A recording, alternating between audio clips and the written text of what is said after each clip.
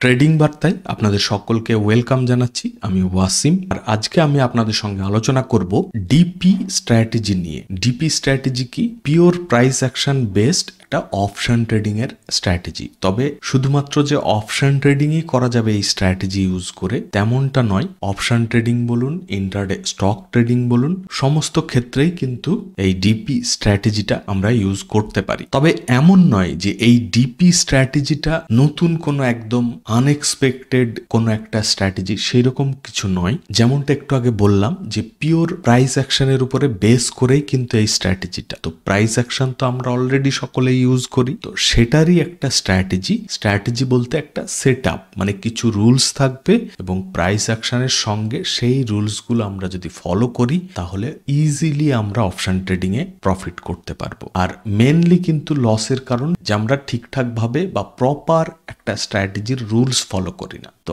আজকে বেশ কিছু রুলস নিয়ে বলবো এবং সেই সেট আপটা যদি আমরা ইউজ করি, সে ইন্টারডে স্টক ট্রেডিং হোক বা ইন্ডেক্সে অপশন ট্রেডিং হোক, আমাদের কিন্তু প্রফিট হতে বাধ্য। জাস্ট কিছুদিন আগে আমি আপনাদের সঙ্গে শেয়ার করেছিলাম টিসি বলে একটা স্ট্র্যাটেজি, সেটাও কিন্তু অপশন ট্রেডিং এর স্ট্র্যাটেজি। আপনারা না দেখে থাকলে অবশ্যই চ্যানেলের প্লে লিস্টে অপশন ট্রেডিং স্ট্র্যাটেজির মধ্যে পেয়ে যাবেন। ডিসি স্ট্র্যাটেজিটা কি ছিল?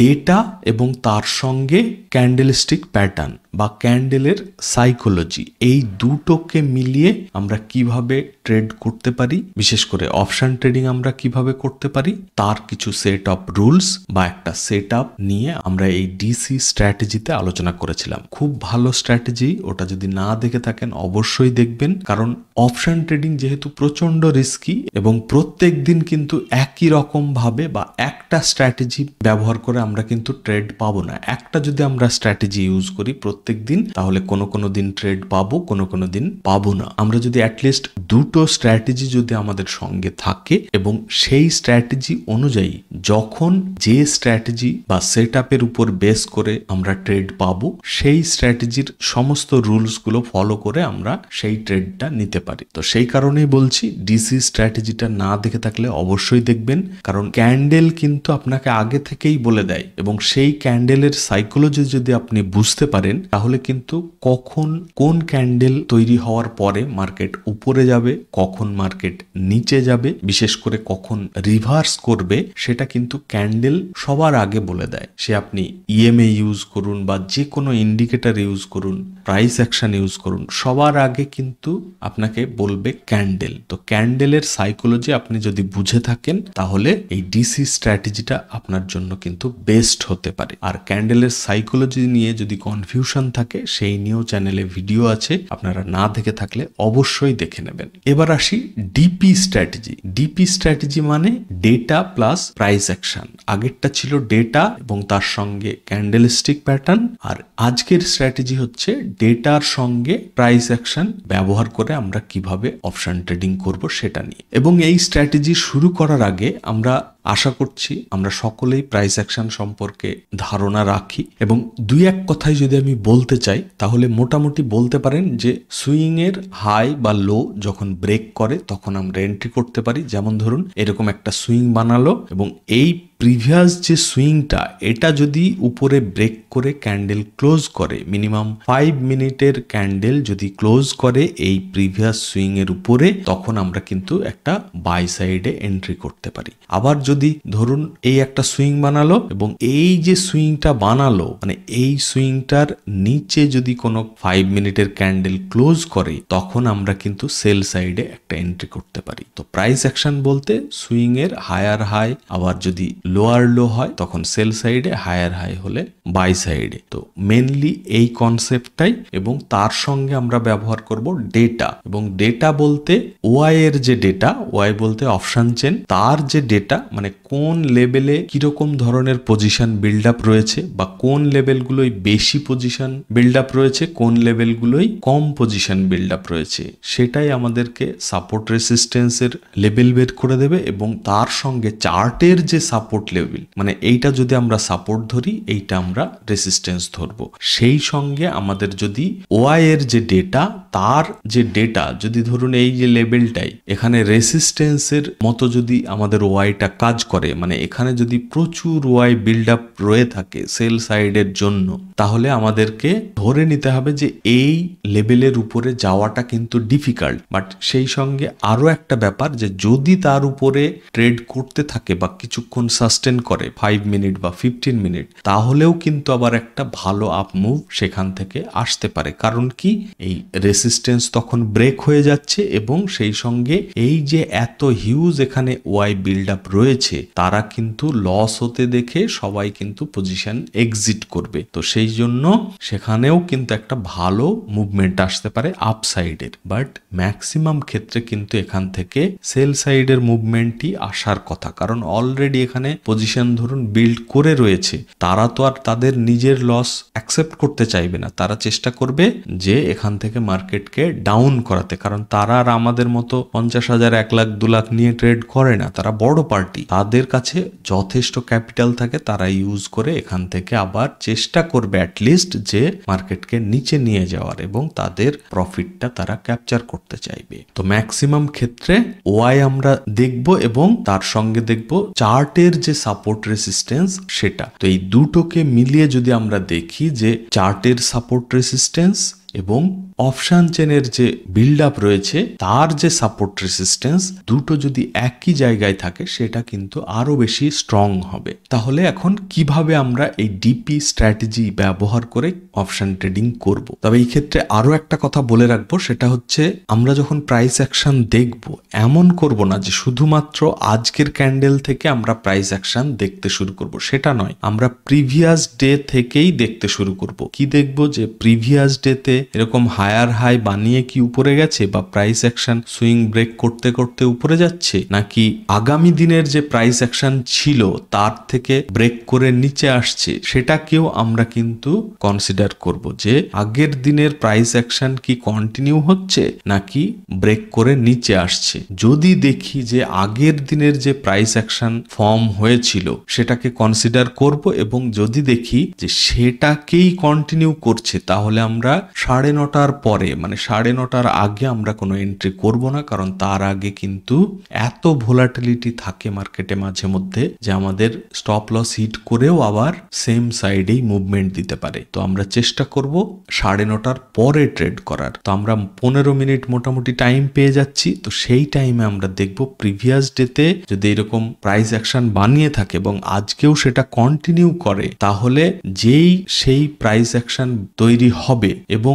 আগের দিনের সুইং ব্রেক করবে, বা আজকেও যদি কোনো সুইং বানায় এবং সেই সুইং এর উপরে যদি ক্যান্ডেল ক্লোজ করে, তাহলে আমরা এন্ট্রি করব সেই সাইডেই। এবং তার সঙ্গে কি দেখব, ডেটা। আমরা প্রাইস অ্যাকশন দেখলাম এবং ডেটা দেখব। ডেটা কি দেখব, যে এই যে এখানে এন্ট্রি করব, মানে এগুলো এন্ট্রি করার আগে দেখতে হবে যে এইখানে যে আমরা এন্ট্রি করতে চাইছি তার সাপোর্ট কোথায় এবং রেসিস্টেন্স কোথায়। দেখা গেল যে এখানেই রেসিস্টেন্স আর এইখানে সাপোর্ট, তো এই রকম হলে কিন্তু অ্যাভয়েড করতে হবে। এরকম হলে কি করব, আমরা এই রেসিস্টেন্সের উপরে যখন সুইং বানিয়ে ব্রেক করে উপরে যাবে তখন আমরা এন্ট্রি করতে পারি। এবং যখন আমাদের এরকম সুইং বানাবে এবং ধরুন এই যে সুইংটা বানিয়েছিল তার উপরে যখন আমরা এন্ট্রি করব, স্টপ লস কোথায় দেব, এই সুইং এর নিচে কিছুটা বাফার রেখে। এবং এন্ট্রি করার আগে আরো একটা জিনিস দেখব, সেটা হচ্ছে ভলিউম।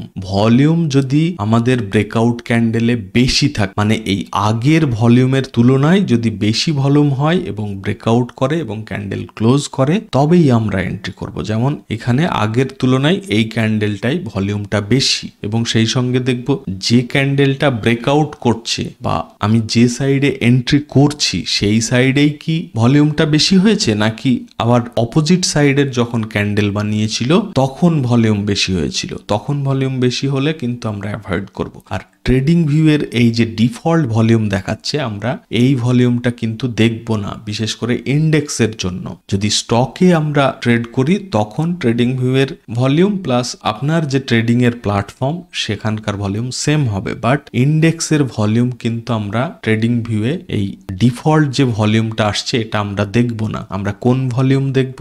আমরা যে ইন্ডেক্সে ট্রেড করব তার যে ফিউচার এবং কারেন্ট মান্থের, যেমন এই মাসটা চলছে অক্টোবর মাস, তাহলে আমরা অক্টোবরের ফিউচারের যে চার্ট তার চার্টের ভলিউমটা দেখব এবং ক্যান্ডেল দেখব ইন্ডেক্সের। যদি আপনার কাছে ধান প্ল্যাটফর্ম থাকে তাহলে কিন্তু সেম ইন্ডেক্সের মধ্যেই আপনি কারেন্ট মান্থের কন্ট্রাক্টের বা ফিউচারের ভলিউমটা কিন্তু আপনি আনতে পারবেন। কিভাবে? আপনি নর্মাল যে ভলিউম ইন্ডিকেটর সেই ইন্ডিকেটরটাই অ্যাড করবেন, অ্যাড করার পরে সেই ইন্ডিকেটরটাকে মডিফাই করবেন। মডিফাই বলতে সেটিংসে যাবেন, গিয়ে সেখানে দেখবেন অপশন আছে আদার সিম্বল। আদার সিম্বলের মধ্যে ক্লিক করে আপনি কারেন্ট মান্থের, মানে এই মাসটা চলছে অক্টোবর, তাহলে অক্টোবর মাসের যে ফিউচারের কন্ট্রাক্ট সেইটা আমরা ওখানে সিলেক্ট করব, তাহলে নিচে যে ভলিউমটা দেখাবে সেটা কিন্তু সেই ফিউচারের ভলিউম। আবার নেক্সট মান্থে আমরা সেটাকে চেঞ্জ করে নভেম্বরের করে নেব, ঠিক আছে? তো কারেন্ট মান্থের ভলিউমটা আমরা দেখব। এবং আরো একটা গুরুত্বপূর্ণ যেটা জিনিস সেটা হচ্ছে সুইং তো আমরা দেখব, বাট এমন হলো যে এত ছোট জায়গার মধ্যে সুইং বানাতে শুরু করলো, সেই তখন কিন্তু আমরা সেটাকে সাইডওয়েজ হিসেবে দেখব, সেই সুইংটার কোনো ভ্যালু দেব না আমরা, ঠিক আছে? তো সেই সুইং গুলো অ্যাভয়েড করব। যেমন এই যে রেঞ্জটা, এটাকে কিন্তু কখনোই আমরা একটা প্রাইস অ্যাকশন বা সুইং বানাচ্ছে ভেবে সেখানে এন্ট্রি করব না। কখন আমরা এন্ট্রি করব? যদি এই আইটা বানানোর পরে এখানে যদি ব্রেক করতো তাহলে আমরা এন্ট্রি করতাম, বাট কি করলো? ও হাই ব্রেক করতে পারেনি, ইভেন নিচেও এই যে সুইংটা বানিয়েছিল তার লোয়ের নিচেও কোনো ক্যান্ডেল তৈরি করতে পারছে না। তো সেই ক্ষেত্রে আমরা এইটাকে একটা রেঞ্জ হিসেবে মার্ক করব এবং যখন সেই রেঞ্জ ব্রেক করবে তখন কি আমরা সঙ্গে সঙ্গে এন্ট্রি করব? না। এরকম যখনই একটা ভালো রেঞ্জ তৈরি হবে তার মানে ভাববেন যে একটা ভালো সুযোগ আসতে পারে, কিন্তু কখন আমরা এন্ট্রি করব? ব্রেকআউট, ব্রেকআউটের পরে রিট্রেসমেন্ট, দেন যখন আবার ব্রেক করে উপরে ক্যান্ডেল ক্লোজ করবে তখন আমরা এন্ট্রি করব। সেটাই হবে বেস্ট ওয়ে এই অপশন ট্রেডিং এর জন্য। না হলে কিন্তু আপনি ট্র্যাপ হতে পারেন। কারণ কি? ধরুন এই নিচে ব্রেক করলো, সঙ্গে সঙ্গে যদি আপনি এন্ট্রি করেন তাহলে কিন্তু ফেসে যাবেন। কারণ কি? এই জায়গাটার মধ্যে বায়ার আর সেলারের মধ্যে ফাইট চলছে, মানে কোন দিকে মার্কেট যাবে এটাই কিন্তু কোনো ডিসিশন কেউ নিতে পারছে না। যখনই ধরুন ব্রেক করবে কোনো একদিকে, তাহলে অপোনেন্ট তো আবার রিট্রাই করবে। যদি দেখা যায় যে সেই ট্রাইটা ততটাও বেশি পাওয়ারফুল নয় এবং এগেন এই সেলাররা আপনার পুশ করে নিচে ব্রেক করাচ্ছে, তখন আমরা সেল সাইডে এন্ট্রি করব। যেমনটা বাই সাইডের ক্ষেত্রে হয়েছে, মানে এই যে রেঞ্জটা ছিল সেটাকে ব্রেক করলো, এই জায়গাটাই আমরা সঙ্গে সঙ্গে কি এন্ট্রি করব? না, একটা রিট্রেসমেন্ট নেবে, নেয়ার পরে আবার যখন ব্রেক করে উপরে ক্যান্ডেল ক্লোজ করবে এই জায়গায় আমাদের এন্ট্রি হবে এবং স্টপ লস কোথায় হবে? এই জায়গায় আমাদের স্টপ লস হবে। এখানে একটু বাফার রেখে আমরা স্টপ লস রাখবো। এবার অনেক ক্ষেত্রে অনেকের মনে হতে পারে যে অনেক সময় তো জাস্ট প্রথমবারেই ব্রেক করে কন্টিনিউ আপ মুভ দিয়ে দেয়, এন্ট্রির কোনো সুযোগ পাওয়া যায় না। যদি এইরকম কেস হয় তাহলে আমরা সেই ট্রেডটা অ্যাভয়েড করব। এইরকম জিনিস খুবই কম ক্ষেত্রে হবে, এমন নয় যে আপনার প্রত্যেক দিনই এইরকম করে ট্রেড আপনার বেরিয়ে যাবে, তা হবে না। বাট এটা প্রচন্ড রিস্কি, কখন কি হবে এটা কেউ বলতে পারে না। তো অ্যাটলিস্ট একটা রিট্রেসমেন্ট নিয়ে যখন ব্রেক করবে তখন আপনারা এন্ট্রি করবেন। আর এর কারণটাও আমি কিন্তু বললাম, আরো একবার যদি বলি তাহলে দেখুন এখানে এই রেঞ্জটা ছিল, সেটাকে ব্রেক করে উপরে গেল, মানে কি এখানে বায়াররা প্রচন্ড ভাবে অ্যাগ্রেসিভ, মানে উপরে মার্কেট উপরে নিয়ে যাওয়ার জন্য পুশ করছে, বাট সেলাররা তো এগেন একটা ট্রাই করতে পারে, তো সেই ট্রাইটা হচ্ছে এই জায়গাটা, ঠিক আছে? তো এখানে সেলাররা আবার রিট্রাই করলো, বাট বায়াররা আরো বেশি অ্যাগ্রেসিভ হয়ে মার্কেটকে কিন্তু ব্রেকআউট দিল এবং ক্যান্ডেল ক্লোজে আমাদের এন্ট্রি হবে। কেন এন্ট্রি হবে? ভলিউমটা দেখুন, সব থেকে বেশি ভলিউম কিন্তু এই ক্যান্ডেলটাই। তো ভলিউমকে প্রায়োরিটি দিন এবং যখন এই 5 মিনিটের ভলিউমে আপনি বুঝতে পারবেন না বা কনফিউশন তৈরি হবে তখন চলে যাবেন 1 মিনিট টাইম ফ্রেমে। 1 মিনিট টাইম ফ্রেমে গিয়ে দেখবেন যে আমি যে বাই সাইডে এন্ট্রি করছি তাহলে যে ক্যান্ডেলটাই ব্রেকআউট দিয়েছে যদি বুলিশ থাকে সেই ক্যান্ডেলের ভলিউমগুলোই কি ওখানে আগের ভলিউমে থেকে বেশি, এটাকে কিন্তু আপনাকে কনসিডার করতেই হবে। এবং বিশেষ করে এই যে রিট্রেসমেন্টটা, এখানে যে রিট্রেসমেন্টটা নিয়েছে সেই রিট্রেসমেন্টের ভলিউমটা কি লো সেটাও কিন্তু অনেক বেশি গুরুত্বপূর্ণ। এবং সেটা কিভাবে দেখবেন, 1 মিনিটে চলে যাবেন এবং দেখবেন যে এই যে রিট্রেসমেন্ট নিচ্ছে মানে অপোজিট সাইডে যে মুভমেন্টটা দিচ্ছে তার ভলিউমটা লো আছে কিনা। ঠিক আছে, এগেন যখন এই ব্রেকআউট করছে এই ক্যান্ডেলটাই আপনার হাই ভলিউম আছে কিনা। তো এই জিনিসটা কিন্তু খুবই কাজের। তো সেই জন্য ভলিউমটাকে প্রায়োরিটি দেবেন এবং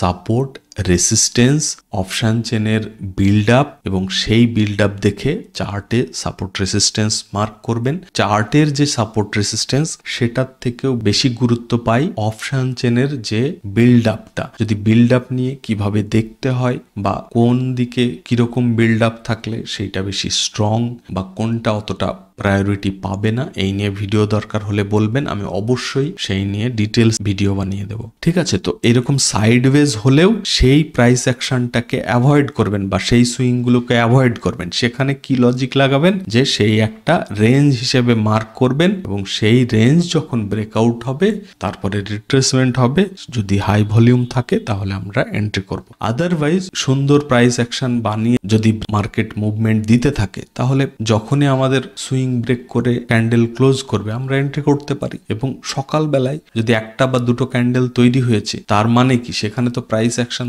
সেইভাবে ফর্মই হয়নি বা কোথায় স্টপ লস দেব সেই জায়গাটাও তৈরি হয়নি। সেই জন্য বললাম যে আগের দিনের যে প্রাইস অ্যাকশনটা সেটাও দেখতে, যদি সেম সাইডে কন্টিনিউ করে তাহলে আমরা কুইক এন্ট্রি করতে পারি। বাট যদি আমরা দেখি যে অপোজিট সাইডে যাচ্ছে বা ট্রেন্ড কন্টিনিউ না করে রিভার্স হচ্ছে তখন অবশ্যই আজকের দিনের প্রাইস অ্যাকশনের জন্য ওয়েট করব এবং ভালো প্রাইস অ্যাকশন ফর্ম হলে যদি ব্রেকআউট করে ভলিউম ভালো থাকে তবেই এন্ট্রি করব। ঠিক আছে, তো মোটামুটি এই সেটআপটা আপনারা ইউজ করতে পারেন। তবে আমি বলবো ক্যান্ডেলস্টিক প্যাটার্ন দেখে যখন ট্রেড করতে চাইবেন বা যখন রেসিস্টেন্সের কাছে খুব ভালো রিজেকশন ক্যান্ডেল, সেই ক্যান্ডেলের সাইকোলজি বুঝে যদি ট্রেড করতে চান তাহলে ডিসি স্ট্র্যাটেজি এবং পিওর প্রাইস অ্যাকশন ফলো করে যদি আপনি ট্রেড করতে চান তাহলে এই ডিপি স্ট্র্যাটেজির যে রুলসগুলো বললাম এইগুলোকে একটা নোট ডাউন করবেন, করে কিছুদিন প্র্যাকটিস করুন, খুব ভালো কাজ করে এবং